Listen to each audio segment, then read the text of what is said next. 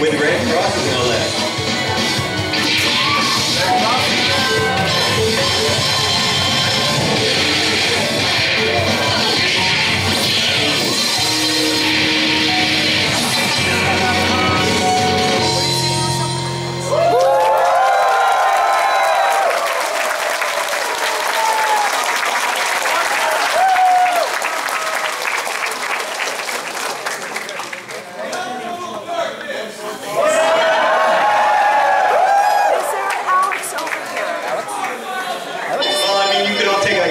Is there an Alex over here? Is there an Alex? Oh, back to the shadows!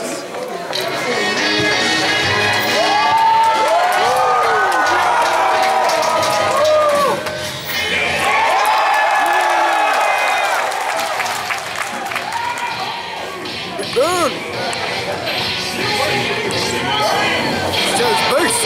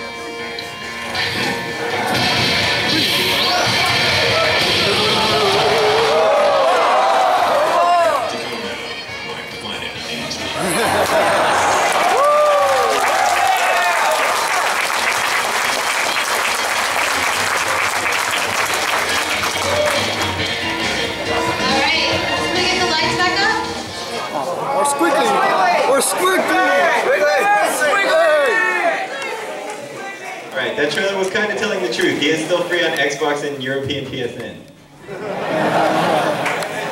Alright, thank you all for coming to the Skullgirls panel. We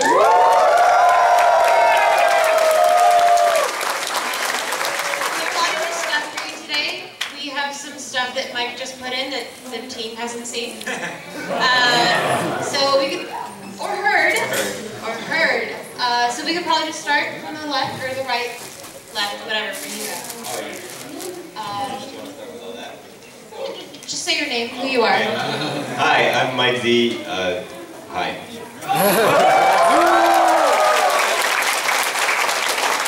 Hi, I'm Earl. I usually go by Render. Hi. What do you guys do? Oh, I mash my elbows on the keyboard and then the game gets made. I help Mike mash his elbows on things. Puts cream on them when they get, you know. This, okay, too far. I also do like community management stuff and event organizing. The Evo tournament is largely thanks to him, so. So if you're going to Evo, give me a high five. If you're not going to Evo, please tune into the stream when it happens. Yay! All right, thanks. Yes. I'm Vince. I'm the audio guy.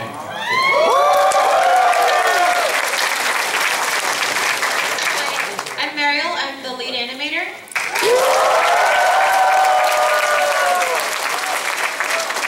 Hi, I'm John. I'm the senior animator.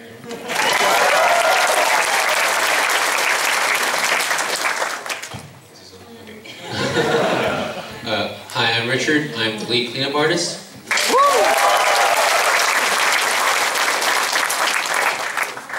I'm Brian, associate art producer, but you might know me as the guy that does the palettes. I'm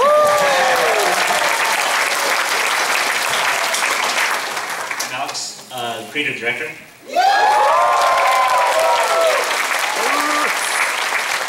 I'm the princess of Canopy Kingdom. Where'd you hear it? Well, I'm on the prowl.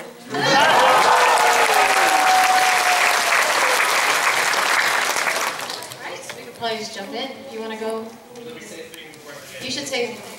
Okay, the thing I want to say is, so after we'll do Q&A and we have some swag, but yes, everybody loves swag, especially Justin Bieber. If you guys have the chance... The thing I want to say is, all of this comes courtesy of Sanshi. If you have a chance to go by their booth in the exhibit hall, they have awesome Skullgirl stuff. They have these shirts. If you happen to win either of these shirts, or receive, I guess. I own everything Sunshine. They'll totally exchange sizes for you, whatever. But those shirts are baller. You should get them at their booth if you don't get them here. They have pins and George plushies if they're still in stock, and yeah, so cool. Please send them our love and give them yours.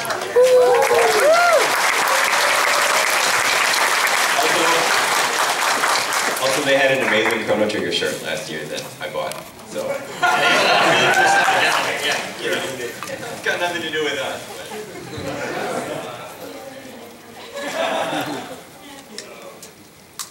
All right, so I don't know how many of you guys came out last year, or maybe couldn't make it into the room. It was a lot smaller last year, but we've been up to a fair bit since we last had our panel at Anime Expo. Did we finish Squiggly by last year? Yeah. She was not done at Anime Expo. No. Okay, well, she is done and out.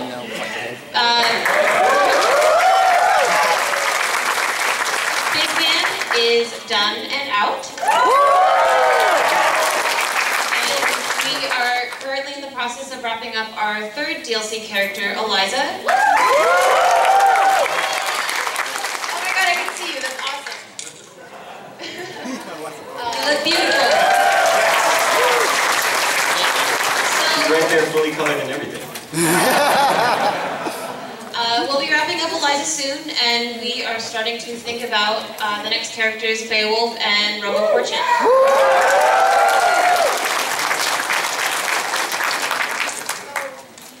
we talk about how Squiggly went? Squiggly Big Band, everyone? Yeah. Yeah, Alex, do you have anything to say about how, development went? Well, I mean, they were the first characters that we did outside of the previous way we worked because of the situation.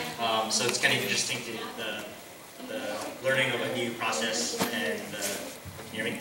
Like learning the new process and like how to get the pipeline going. But I think by now we've kind of gotten like a more solid grasp on it again since we have a new office, and it's kind of cool being able to see characters being created again now. And I'm really happy with how Squiggly and Big Band have turned out. And I'm pretty happy with how Eliza's turning out too, so it's pretty exciting. You totally skipped a character on the slide, by the way. Oh yeah, our second. We have a bonus. Backwards over here. It's hard to read. Oh, sorry.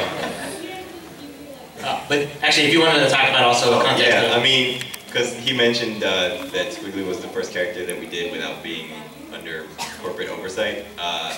We also put out an April Fool's character. For the heck of it, because most companies do like, oh man, wouldn't it be cool if this character that everybody wants to be in the game is back in the game? Or if this character that we just pulled out of our butts in 2 days is there? Well, check out this cool video. So instead of just doing that, we made her a real character, and that's definitely not something we could have done with corporate oversight, because we would have had to go through layers of management and ask everybody everything. So, yeah, but we didn't, and now she exists. And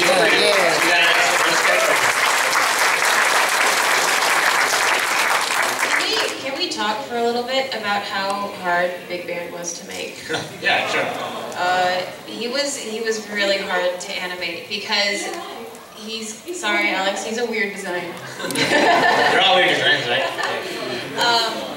He has, like, from an animation standpoint, he kind of has no spine. Obviously, he has no arms. He's a robot, but he's also covered in a big cloak, meaning if we wanted to animate him robotic looking, it would just be covered up with his cloak moving around. I don't know, John, do you want to talk about that?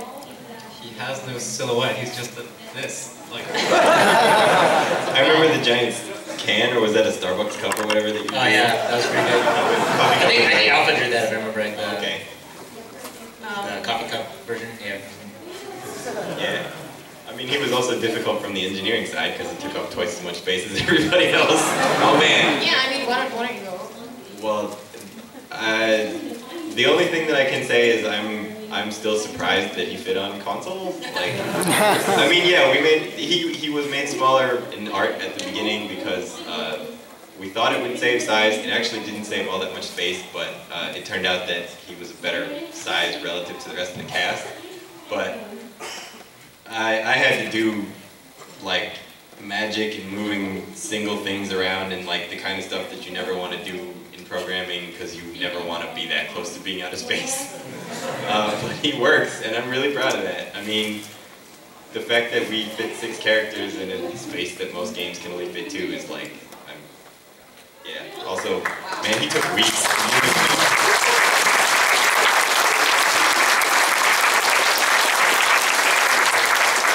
But it works, and he has all sorts of shortcuts that you totally don't notice. On top of the animation stuff for cleanup, on average, every other character would take about an hour per frame. On average, Big Band's frames took about 2 hours. So it's twice the length of time to complete a cleanup animation for Big Band than it was for any other character. On top of that, Big Band is made up of a lot of different shapes and things that are not normally seen on other characters. For example, there's a lot of brass pieces to Big Band. So brass has a very specific reflective character. Like it's very different from anything else. Like cloth is very different. So everyone had to learn that kind of from the bottom up. So that was a learning experience for a lot of our cleanup people. And just, of course, just the way he moves and a lot of the things that he had extra that it wasn't on any other character. Also, he was a dude versus all the other women, and everyone's so used to. Well, it's funny to mention it this way, but everyone else is so used to shading women and like the figure of a woman, and like having that be that different of a shape was a big change for everyone, and it took a lot of getting used to. So plus, I guess technically he's also like not even particularly human shape. He's more a robot shape, I guess. He's a robot, but then he has the cloak. Yeah. So it's kind of like a robot with a drape on top or something. Yeah. Yeah. Well, I mean, but see, Q. So Q has a human shape, a silhouette. Yeah. So it's trickier. Yeah, because he's large, he's armless, his proportions are a little different. But it'd be unfair to say that we did not. We did definitely take inspiration from Q's character, especially for animated cloak, because only so many characters wear like a trench coat in fighting games. So that was pretty useful. I have an exercise. Try to put like a disc on your shoulder and then put like a tablecloth over it, and try striking cool poses like that. I don't know, Bison does it okay. Last year at UBO, someone cosplayed as Big Ben, and they had like 2 hoops or something like that to like try to move the shape. And it's like, it looks good, but you can only put so much effort into making that look exactly like the way it should. Yeah. So it's a difficult thing. And you couldn't tell what she was doing under there at all. Like, she could be like, whatever, and you couldn't see any of it. Well, but he turned out awesome. I'm really happy with him because he's on my team and everything. So yeah, a lot of people really have fun playing as him. I love him. I think he was turned out to be the character that I was waiting for us to have. The first like large type of character.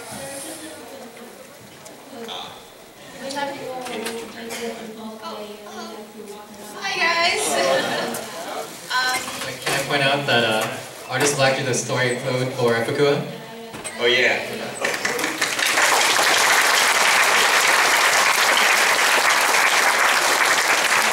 If you liked or were creeped out by or threw up after Fukua's story mode, girl in the pink hair is there for you. Okay, so we wrapped up Big Band. It took kind of a while again, just because he was really hard to do. And we started Eliza, who was difficult. She was difficult in a very different way. I don't know, Mike, if you want to go over just the concept of her mechanics. She had a lot of stuff. I mean, she had a bunch of different things that she could do as a character, right? She had servants, she had blood, she had a skeleton that she could pull out and do whatever you want with. She'd be a great science teacher. I apologize for that. Hey, it wasn't just a beaver.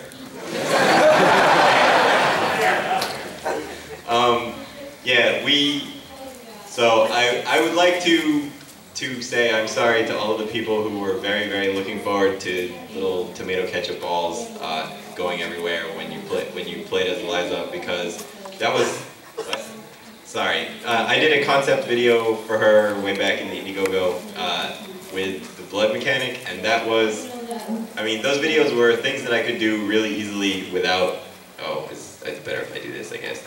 Those videos were things that I could do really easily without art, and it turned out to be really difficult to do, you know, her skeleton being a separate thing without art. So, blood is what I did, but later on it turned out that both for memory reasons and for what should we do to keep this character unique and what fits her the best reasons, blood got axed. I'm sorry. But instead, you got a skeleton that walks around and does a bunch of other creepy stuff, and chops you in the head with an axe. So, and also, blood is still in everything else. I mean, she makes all of her shapes. Remember when you see non-final art for Eliza, that everything that she's doing that looks cool is made out of blood, and will probably be disgusting. It just occurred to me that, Alex, maybe you should talk about the concept of Eliza a little bit. Okay. Yep. So Eliza is similar to, she's the same type of character as Philia and Squiggly in terms of the lore, in the sense that she is the host to a parasite. Her parasite being that spooky skeleton that was previously mentioned. Her name is Sekhmet. Of course, Eliza in general is Egyptian themed, so a lot of her moves and concepts are revolving around that. So there's like a lot of references in her. So the more you know, the better. And if you know more than us, that's even better, because you should tell us when we make a mistake. Because I would love to know the official way to pronounce some of the names. We do a lot of research though, so we try our best. But yeah, it's a lot of fun doing like that kind of attention to detail. At least for me, I think it's like really important for getting a more genuine kind of Egyptian themed character, because you'll see a lot of Egyptian stuff throughout, like, you know, video games or like pop culture, but oftentimes it's usually just like mummies or pyramids. But there's like so much more than just that. So we wanted to really tap into that element of the culture. But yeah, so one of the things we also do for every character in general is brainstorming with the team in general. We have like a lot of contractors, and we all kind of like, a lot of us get together and try to figure out like moves for the upcoming character. Eliza ended up with a lot of them. So, for example, you know, the previous ones were. Okay, yeah, sorry. Yeah. Yeah, so you know, we have some examples. These are some of the moves that made it in. Some of them are references to like various gods and aspects of Egyptian culture. You can go to the next one. Like, for example, also this is like from one of our contractors. Also, it became her standing hard punch. It's kind of combined with the move afterwards. Yeah, so there's like some elements where you get like cool like shape shifting going on, and like some really interesting attacks. Yeah, in case you were wondering what those lines are in her standing hard punch, there'll be that wing eventually. Oh wow. So you'll see some of the other stuff that shows up, like her taunt burst. I guess that the chariot will have a slightly different context than did originally, but basically you can also see that she incorporates. You'll see Sekhmet through some of her moves, and you'll also see her two bodyguards, Horus and Elvis, who are kind of named after Horus and Anubis. So yeah. There's also some of the concepts for Sekhmet herself here, you can see. So Sekhmet can move individually from Eliza, and the rest of Eliza's cells will get attached to the staff that's with her and becomes like a separate thing, while Sekhmet herself will be able to jump around and do attacks on her own. This is just a quick little preview of just like one of the images from her story mode. Her story mode is a bit on the robust side, and I'm really happy with how it's turning out. Are you kidding? Yeah, you'll see. But it's, I'm really proud of how it turned out, so I just wanted to show like a quick preview from it, just to whet your appetites, I guess.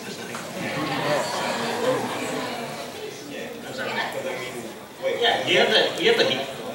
Yeah, the next section is, we should show, it's always best to just like show what the action looks like. Pull up the game. Yeah.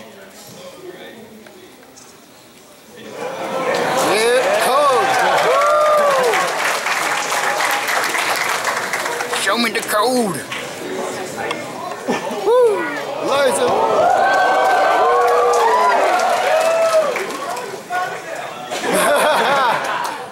There should be sound for this. Yeah, all right. Oh man, this place has got some bass. It should have been bigger. All right. So, how about? Oh, nice. Yes. Madam White doesn't hold the microphone. She flips the little letters. You really flipped my letters, dude. All right. So in case you were wondering how close most of her stuff comes to the concepts, well, oh wow, it's really loud. No man, I want to feel it. Right, so moving on. So standing arm punch isn't colored yet, but that's the move that'll eventually have the wing in it. Oh yeah, I forgot to point out a couple of things that the people on the team don't know yet. One is she has a voice.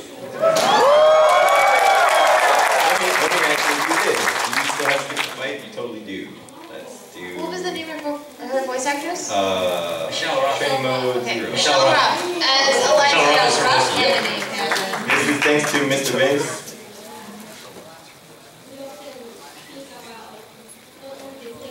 Darling, you are not ready for what you are about to face. Ladies and gentlemen! And she has ground check responses, I think. Watch the face! For you. Yep. And wind poses. Debug key, don't worry. Boys, prepare the limo. It's super effective!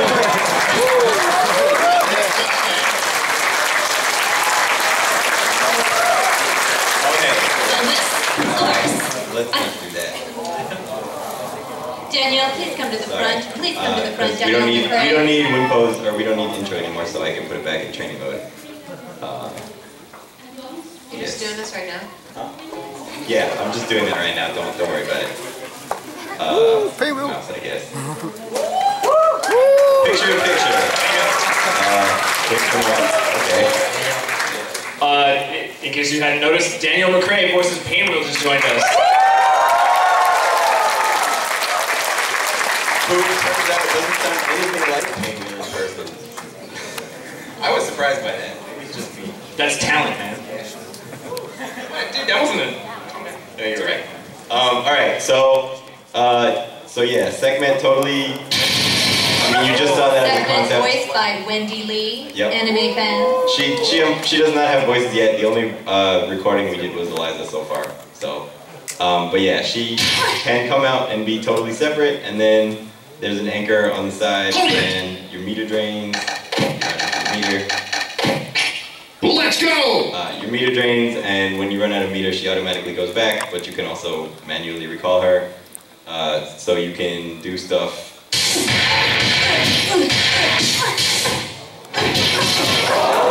And I'm not good at this. Sorry, I actually. Oh, I was just saying, it's I'm sure that like a lot of this stuff is new to a lot of people. It's always good to maybe good to start from the intro. Oh, yeah, okay. So, I don't know who's seen what, because I'm used to the people that pay attention to all the streams that we do. So, just assume people haven't seen anything. Alright, this is Eliza. Forget all that stuff we just saw. She is mostly, well, she's entirely Egyptian themed, so she has things like the sun rays and the ibis. That's an ibis, right? Yeah, okay. And she hits you with her sistrum. I'm learning all sorts of different terms when we work on characters. Should I? You totally can. If I can. Yeah. You can sit right next to me as an all. Yes. Sash around her.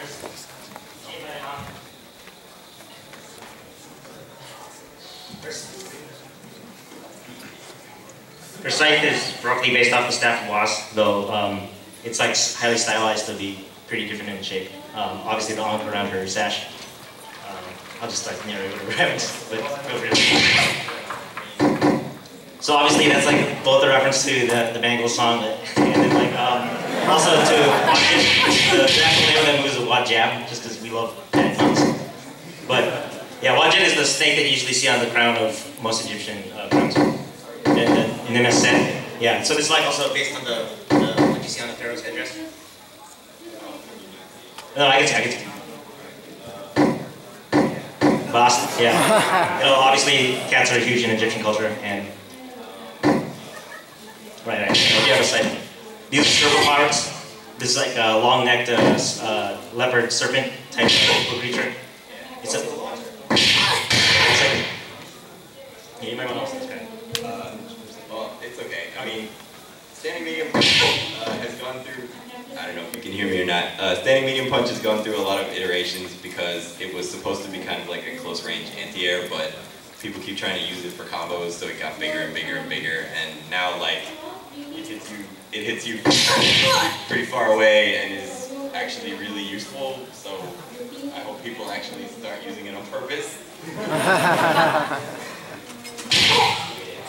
Sphinx.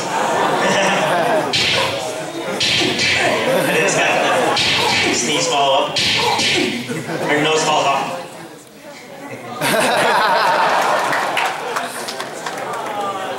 Actually, I have a question. I have a question for you. Is that the only thing that's going to be not red? It will depend. There's some, basically everything on her can shapeshift. So some things might not necessarily be made completely out of blood. Everything is made out of her cells, we'll just say. Yeah. Except the staff, that's actually not part of it. Yeah. I had worse. You So will that, yeah. bow.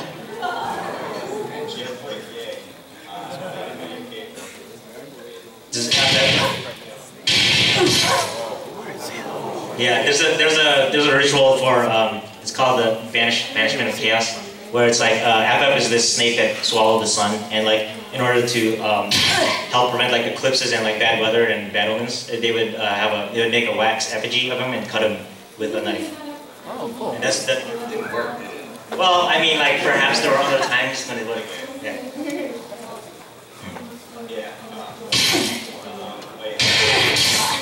That was Don't struggle. I was really happy Don't with that. struggle. I was really happy with that animation. Yay.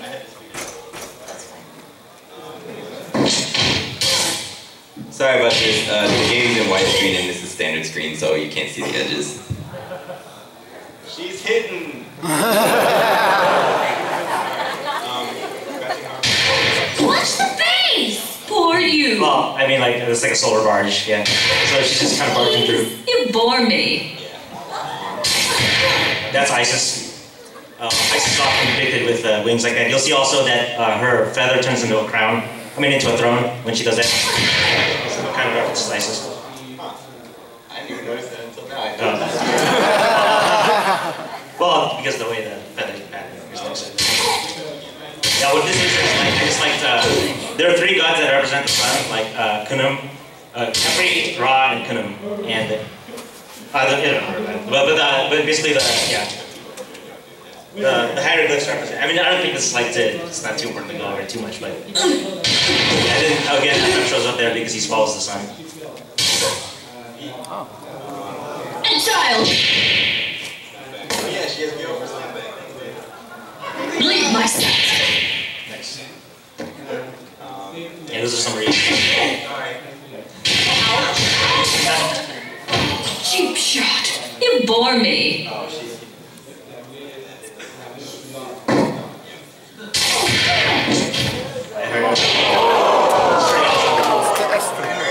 Her air throw is really neat. Yeah. Not animated that way.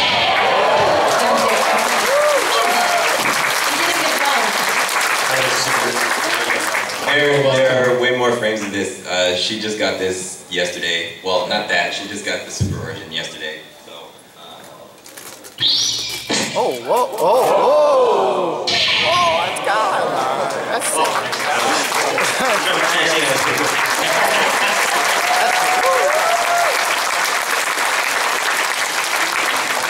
Word of advice to anyone trying to do game development: do not try to programmatically move around a feather. It's really difficult. They don't move like anything else does. Yeah. Obviously no sense or anything. nice. So, what else? Level 3! Yeah. I can do specials. Warning. Who are you? That one has both of them.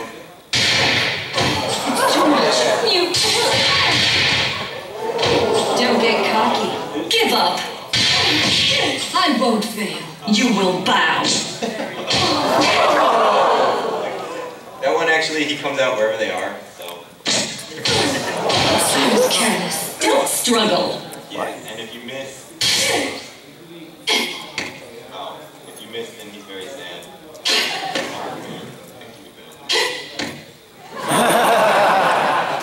And actually, if you hit, I can jab her out of it. But if you look at him when that happens,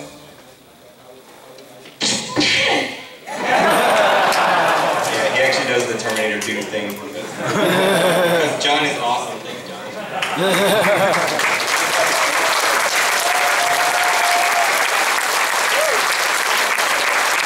The weird thing about working on this team is that everyone is working on it so constantly that, you know, it's been 2 days that we've been at Anime Expo and there's stuff that none of us have seen in the game. You guys are seeing it at the same time as us. I mean, yeah, people will be talking about stuff. They'll be talking about stuff on the internet and I'll read it online and be like, this happened 2 feet away from me and I didn't know. Yeah, so her Dragon Punch is kind of interesting because you can do any of the guys.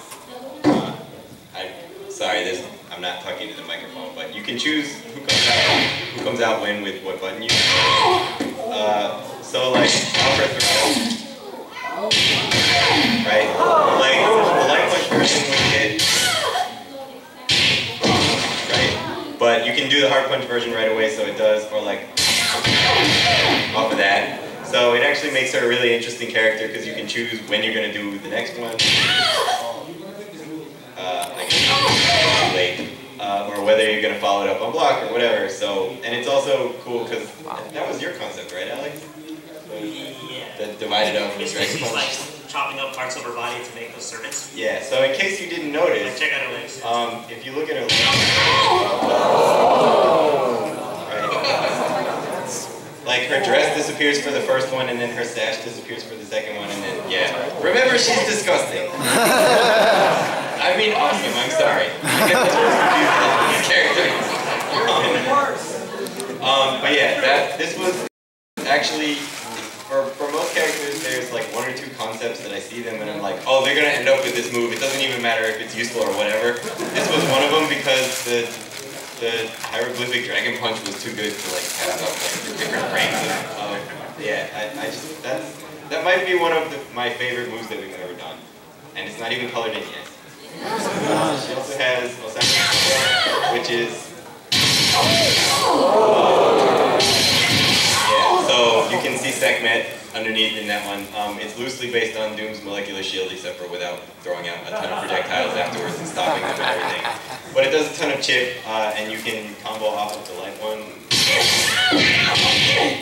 And it has other uses. It does the most damage when stuff is fully scaled, blah blah, no one cares.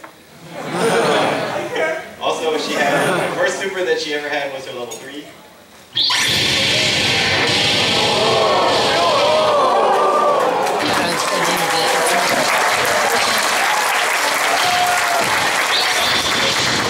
Which you can hit buttons to cut off early, so you can do stuff like that. Where Don't get cocky. You will bow.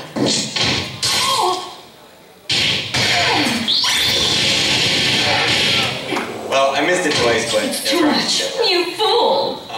And then the thing that nobody on the team has yet seen in person, and that was sort of in last night for Salty, but is completely new otherwise, is oh wait, I didn't actually go through something. Well, I did her at the beginning.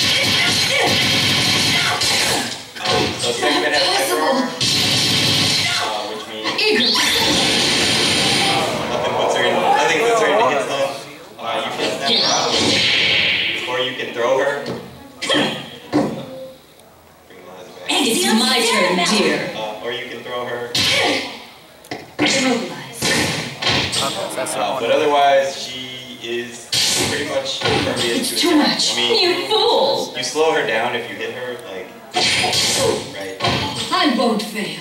Give up. What's a good way to actually do that? Oh my god. So Don't you get slow her cocky. down so you have a Give chance up. to react, but yeah, that's why she takes meter. So the new thing that nobody else here has seen yet. All right, can you all see? Can you tilt your screen this way? Oh, It's easier yeah. to see yours. Sorry, how's that? Because they haven't seen this yet either. How did you do it? What? You'll see. Okay. Well, so first of all, if you miss, or I guess if it gets blocked, like she can block it. That's the training mode up. Look at that. Quit lollygagging! Right, Woo, so, trainer mode. if she blocks it. What the? Oh, I guess I had her on push block too. Hold it! Fight! But if you hit, then we've got this.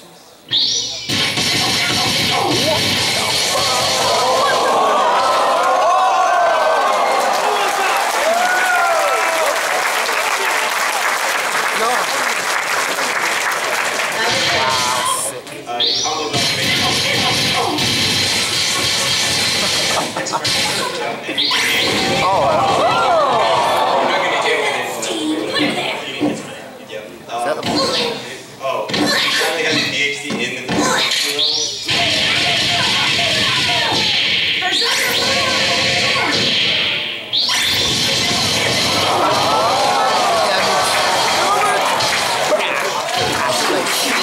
For you. Yeah, it is. By the way, that's segmentation. Oh yeah, that's Cartouche's segment, right? Yeah, so it scales pretty well in combos, and it gives her a DHC in, but you end up as segment. If it's blocked, you're pretty dead, because they have enough time to run up and throw you. But there you go. Wow.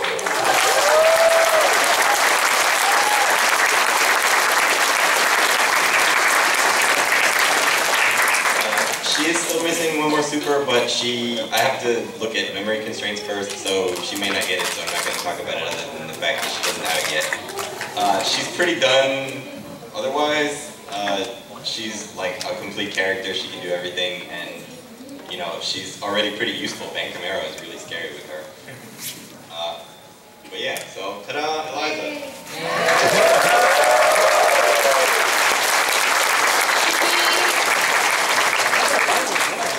Well, so Render mentions we are aiming to release her slightly after Evo.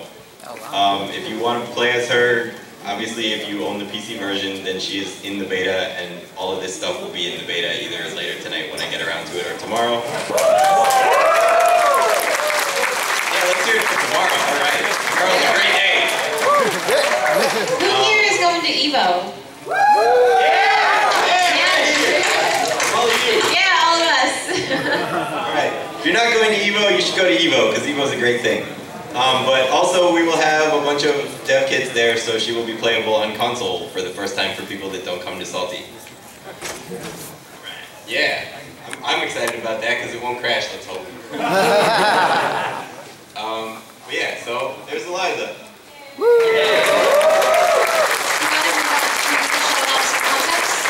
Showing off some concepts for our next characters. That's all with the girl. So. Yes, please, please. Oh yeah, also she has a bunch of colors, thanks to Brian. Check it out. Here are all of them really quickly. It's a rave! Slow down, slow down. Oh yeah, my two favorites that Alex, I'm sure, is sad that exist are... +4! Where's Viper? Yeah. Viper, because her voice actress is also C. Viper. And actually, I really like this one, which is original, right? Yeah, I really like this color. And Urian, because Urian.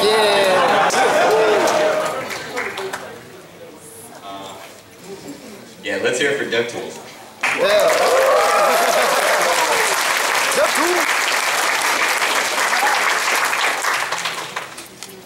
Oh yeah, and just to tell everybody on the team, since you guys hadn't seen that super before, it also handles a bunch of other cases, such as you can't kill them until the last hit, or if they get pulled out of it by an assist or whatever, she quits, like Wolverine. So.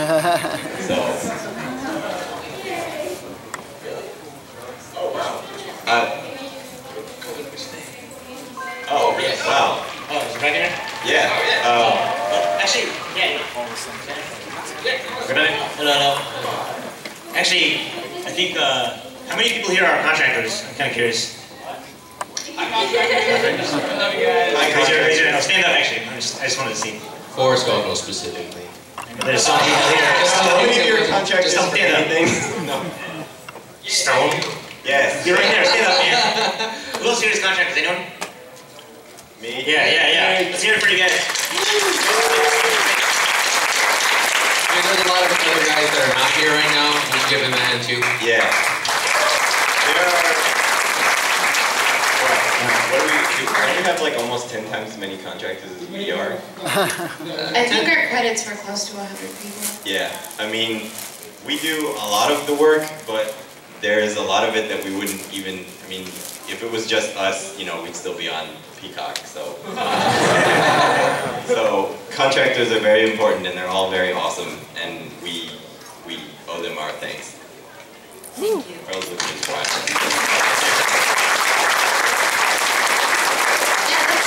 It was totally mentioned that Rebecca, who colored this piece of art, is over there, and she's awesome.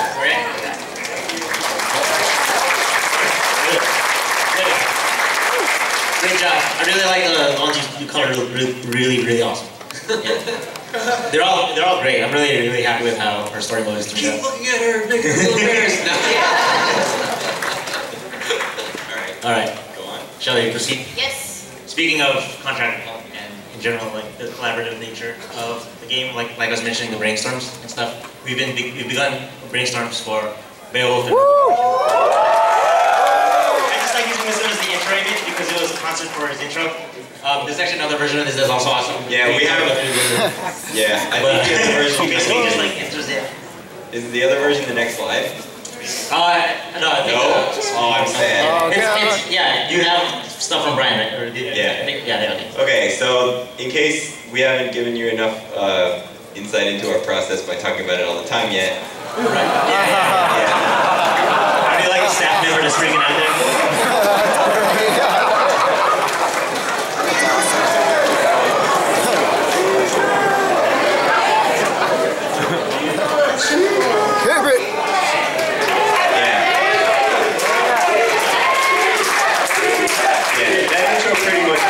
Wait, I want to point out that that was concepted by Emlyn. Who is also awesome. She drew a little band, right? Yeah. She's done like a lot. And Sarabella being sad at the launch party. I remember that one because, yeah. Again, I should probably say the standard disclaimer, this is all concept, so some of it may not make it into the game. Please don't send us death threats if it doesn't.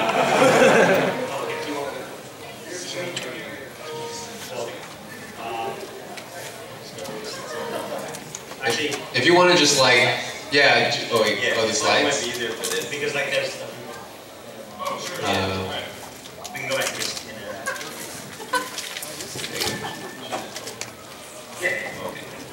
So there's like we have a lot of different concepts. We're still in the early process, so there aren't that many. There are some in the folder, but also just in general, I just wanted a quick overview.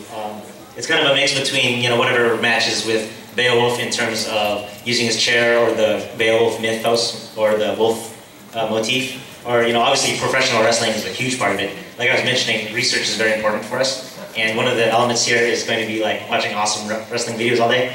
And the concept thread has like videos on videos on videos you don't even know.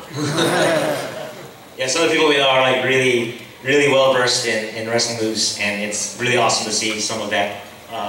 And like try to apply it to the moves, or just as much as we can. If any of you here are wrestling fans, I just found out a couple of weeks ago what the Gringo Killer is. Yeah, also wrestling moves have awesome names. I like Swiss Death. Swiss Death is pretty good. It's like you throw them up and then you love them. Yep. It's pretty awesome, isn't it? Yeah. So just like with every other character, we're gonna try and go for references that are not as commonly used, right? Like every wrestling character has a bulldog, so they'll probably have a bulldog, but like suplexes are everywhere, so if we can do another variation of a suplex that's not as commonly seen, like the Gringo Killer, I'm just going to say it as many times as I can, because it's one of the few times I can say that without being racist outright.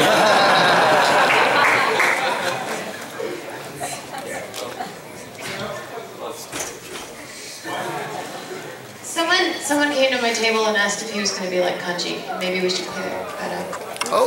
Sorry, my voice is shot. Okay.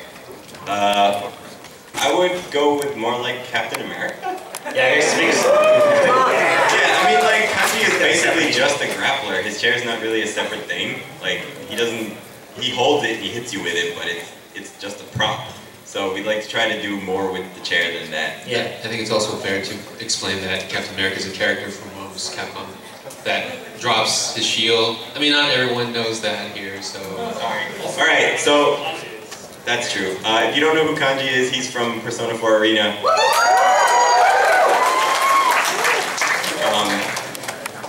He used to be really awful. I think he got better with the patch, but man.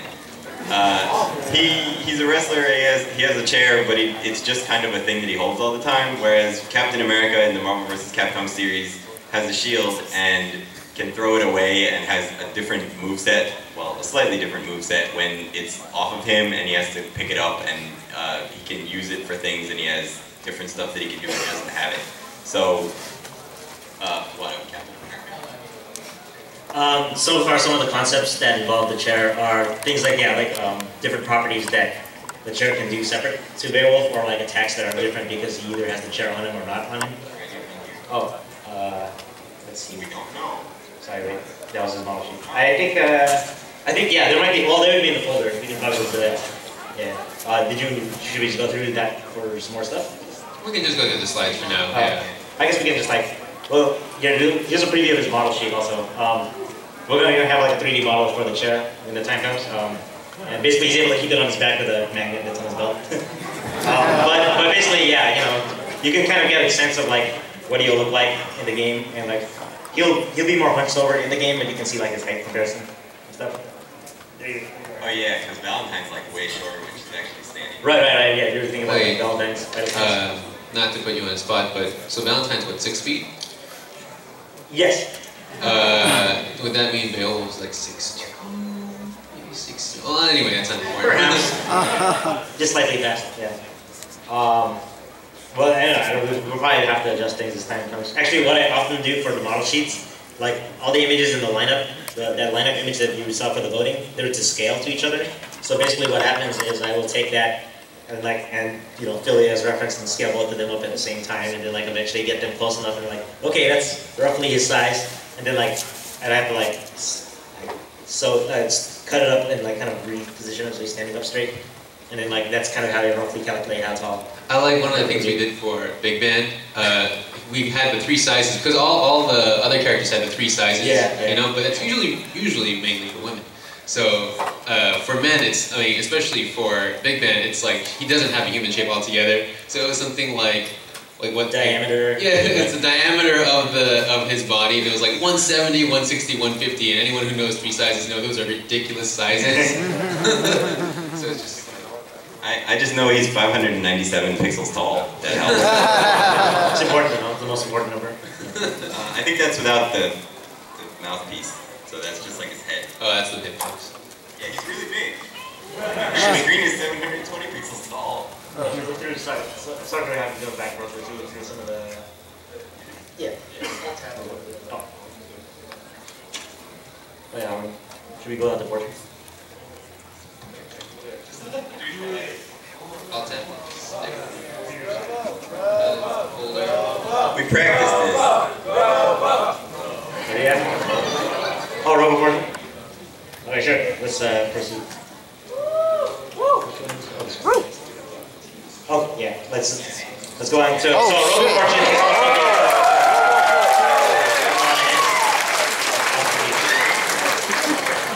Yeah. Okay, is this get the anime? Okay. I'm gonna just skip to. Whoops. That was awesome. Whoa. We were wondering who someone.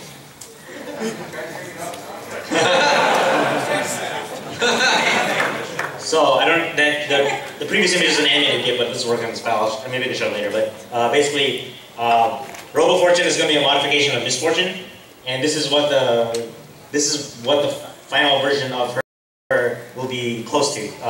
Basically, it's like we modified parts of Robo Fortune. This is actually this is Misfortune's model sheet, and it's been like modified through several steps to get to this state.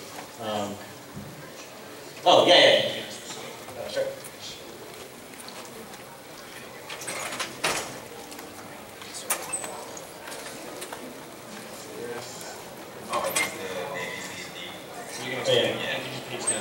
Okay. So like obviously this is Misfortune and like her color map. This would be the Fukua version of Robo Fortune, right? The first one. Okay. Well, okay, yeah. I guess one thing that's interesting about Fukua is she was kind of a practice for the concept of clever reuse of character moves and stuff. Or terrible reuse, depending on what you think of her as a character, I guess. Okay, so this is the first step where like we had several iterations, and this is the first one that we kind of tried at minimum. And basically, you can see her seams are modified and the head is modified. She's still wearing pants, and like her top is still about the same. Now we get like a little bit more robotic pieces like shoulder pads, and like some of the other parts are a little bit more geometric. Like the top is now not instead of wrinkled, it's kind of just like a flat piece, like a chest piece. So like subtle things, but enough to read as different. Here, like we get the pants like streamlined down to more almost like just like leg pieces. And instead of like wearing clothing, she's now actually more metallic. Yeah. She also has the Varia suit at this point. Oh yeah, you can see she has shoulder pads. Yeah. I mean, I guess Rich could talk about this, but basically, since we want to make her different from Misfortune, most of the frames, like hit stuns and blocks and stuff like that, will be Misfortune's frames, but modified. So these were different levels of modifications that we could do so that we could see which ones we could fit within the time and the budget that Robo Fortune doesn't actually have. And did we? I mean, we did the test, but I don't know that we picked. Did we? We picked. So it's going to be G. Really? Yeah. The most modified version will be the version that you'll see. So for all the that deserves a prize. It was pretty different. Misfortune. Yeah. So for all the frames that would be Misfortune reuse, they'll be redrawn this way. So that's a pretty significant difference. Yeah, I think one of the things that personally, when I was going through the tests, like obviously you have to see how much time each frame takes to make sure that no one feels like they're doing a lot more work than they should for the pay that they don't feel like they're getting. Since the final version of Robo Fortune here is the most, like, you can tell that her silhouette's extremely different from the original Misfortune. Her shoulders are a lot wider. Her legs don't flare out anymore because the pants aren't there. The shapes of all the joints are very, very angular and sharp versus, you can tell Misfortune has a lot more fluid, curve-like anatomy for her arms and legs. Joints on her fingers, on her toes, and they have like, it looks like, I'm not even sure how to describe it, like grinding like gears between each segment of arm and leg. So that'll all look very different, and I think just having that level of difference very much attributes to having it feel like a very different character compared to some other reused characters. Not that I'm saying that they're bad, I also like the visual differences as well. Rich is not a Fukua fan, it's okay. Oh, sure, yeah.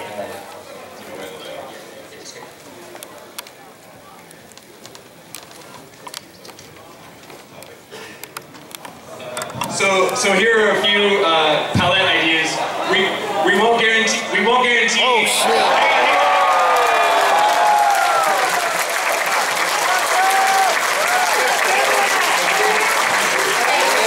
Standard disclaimer applies. None of these may make it in the game. If they don't make it in the game, don't say that. It must! Probably will because we need a lot of colors.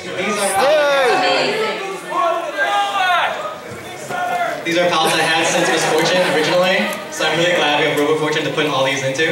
Yeah, don't give us any more suggestions because John's got like... I made like 100. Probably a lot of suggestions to give have already crossed our mind. Yeah, this is like 10% of what John did. So. Also, it should go without saying that Robo Fortune will be voiced by our very own Kimlin Tran. So please, for the love of God, everybody that always asks me if you can voice whichever character is coming up next, Robo Fortune is taken. Beep boop meow. Robo Parasol is also taken. What? Yeah. Oh. Yeah.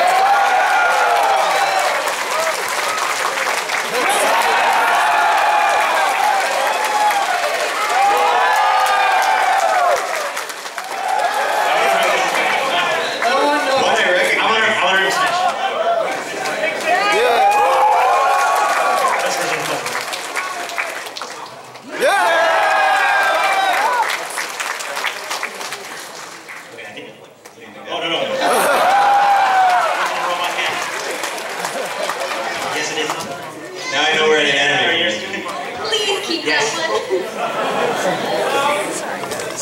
Oh yeah. Okay. I only recognize like 2 of those. I think we had a few minutes for a lightning round of Q&A. If you guys want to come up to the non-existent microphone, I guess we need a mic up there. Please. Is it the one I'm holding? Hey, Pika. Okay. Okay, I think we're gonna only do 1 question per person, and we're gonna try to blast through these. Alright, who's the first question? Okay, alright, this is a strict rule, 1 question only, okay? So make it good. Every question counts as your question.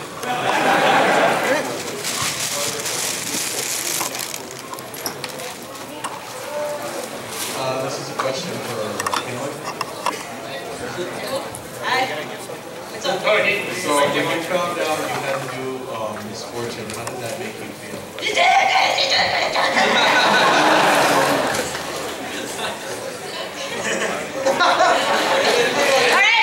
Good question. Thank you. See, it's pretty much what she normally sounds like. Oh wow, and if you ask a question, you get a poster. Oh, what? You get a poster? Oh.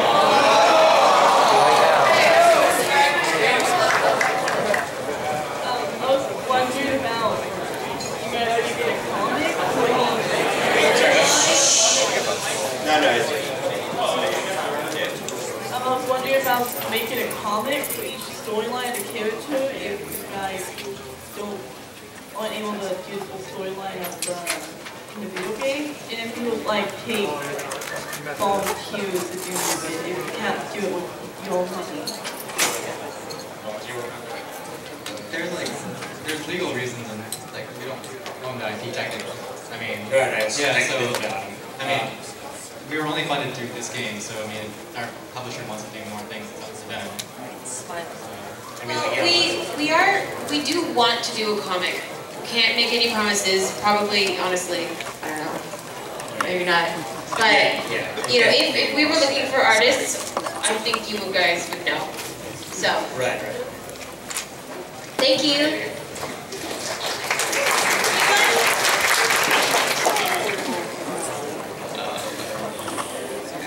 Okay, hi. Yes, go for it. Will Beowolf be saying Wolfomania is running wild in the game? Actually, if you make a fan suggestion, we are legally obligated never to use it because of Juju, so now you won't be. Just kidding, we don't know. Alright, next. Who's the voice actor? Hold on, Peacock. Sorry? Who's the voice actor of Peacock? Sarah Williams.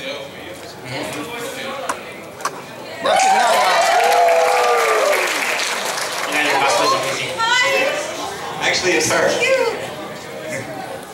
Is George gonna be his own character? Yes.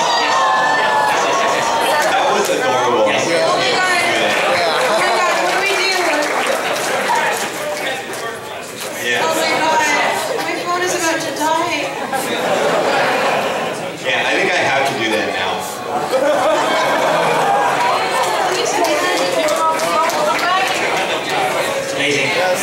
Well, that wasn't a suggestion, it was a question. There's a subtle difference.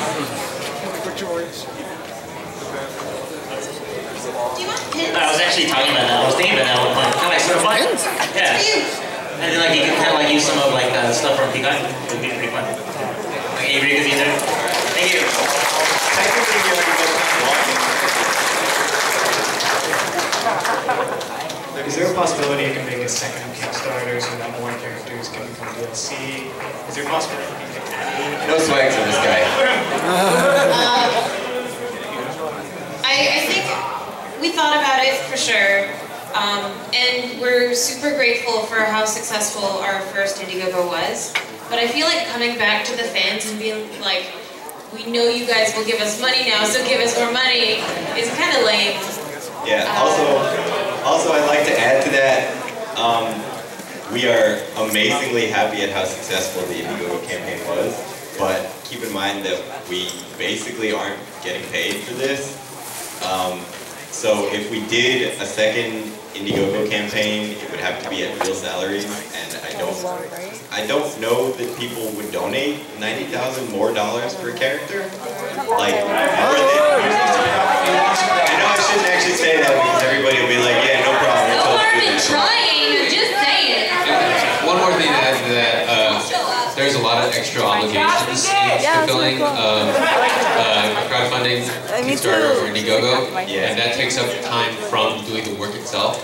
So if we were actually doing work as a normal, non-Kickstarter company, then we can focus mostly just on doing the work itself. I'm just going to be doing it anyways. Okay. Closer to the microphone. At any point, you guys think you might make it more, go from 2D to 3D with it, or just keep it at a 2D stage? 3D! Yo, I'm sorry. I wouldn't go to 3D because there are some things that you can't get to look right in 3D. I mean, at this point, I wouldn't advocate doing 2D unless you really love it and you want your game to look like that, but we put a lot of time into the 2D part, so I wouldn't switch. Alright. Hi, are you planning on selling the art companion separately? No. There's plans about it, so we'll keep you updated. So, yeah. Hello, I heard Robo Fortune, and then I think I heard Robo Parasol. We see it like a Robo That was a joke. version of the entire. No, Robo Fortune is it. I just said that because Aaron was up there. Yes, for those of you asking for Valentine and Saravana, no, I'm sorry. You already did it? I'm just curious, what are your favorite Skullgirls characters? Daniel. All of the characters, and why just for them? Daniel. don't because I like them. I like Big Band mostly because he works like I've always wanted a character to work, and he's got parents. Besides that, I would probably have to pick Peacock because the way that she handled it.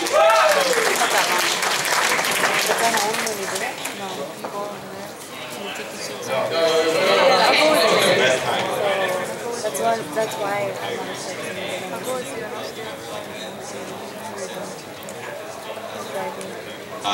Right. Question 6 of the fact. Would we update Double with other characters' moves? I mean, she got Squiggly's backdash so that I could give her ult forward dash as a pass-through thing.